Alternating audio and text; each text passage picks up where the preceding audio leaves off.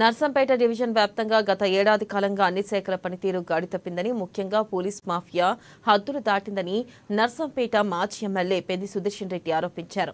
ఇక నర్సంపేట నియోజకవర్గంలో గ్రామీణ స్థాయిలో అరాచకాలు మొదలయ్యాయన్నారు. నర్సంపేటలో పోలీసుల అరాచకాల పట్ల వరంగల్ సిపికి ఫిర్యాదు చేసినట్లుగా స్పష్టం చేశారు. కాగా విచారణ జరిపి చర్యలు తీసుకుంటామని తెలిపినా పోలీసుల అరాచకాలు మాత్రం పెరుగుతూనే ఉన్నాయన్నారు. నర్సంపేట పట్టణంలో గురువారం జరిగిన నిరసన కార్యక్రమంలో పాల్గొన్న వారిపై కేసులు పెట్టడం అప్రజాస్వామికమన్నారు. ఎవరో ఒకరు బస్సుపై రాయిపై రువ్వితే అందరిపై కేసులు పెట్టడం ఏంటని ప్రశ్నించారు. ఇక ప్రత్యక్ష యుద్ధమే. తప్పు చేసినోడు ఎవడైనా డ్యూటీల పేరు మీద ముసుగులు వేసుకొని తప్పుడు కేసులు పెడతాం, చట్టాలను ఉల్లంఘిస్తామంటే చేతగానోళ్ళు ఎవరు లేరు.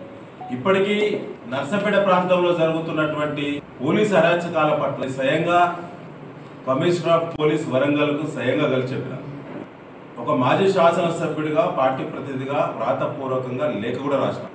అంతర్గతంగా డిపార్ట్మెంట్ ఎంక్వైరీ చేస్తున్నామని చెప్పి వారి యొక్క ఉన్నతాధికారులు నాతో పలుమార్లు మాట్లాడారు. కానీ అరాచకాలు తగ్గకపోగా మరిన్ని అరాచకాలు పెరిగినాయి. ఇవాళ నిన్న మేమందరం అరెస్ట్లో ఉన్నామనే దాని మీద మా పార్టీ శ్రేణులు నిరసన పోలీసులు అరెస్ట్ చేసి తీసుకెళ్లిళ్ళు.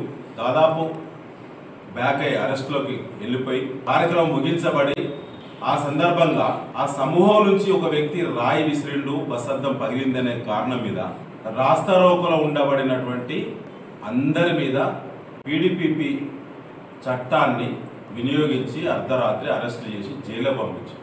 కాంగ్రెస్ పార్టీ నాయకులు కబ్జాల పేరు మీద రూమ్లలో తోలి కొడితే పిటిషన్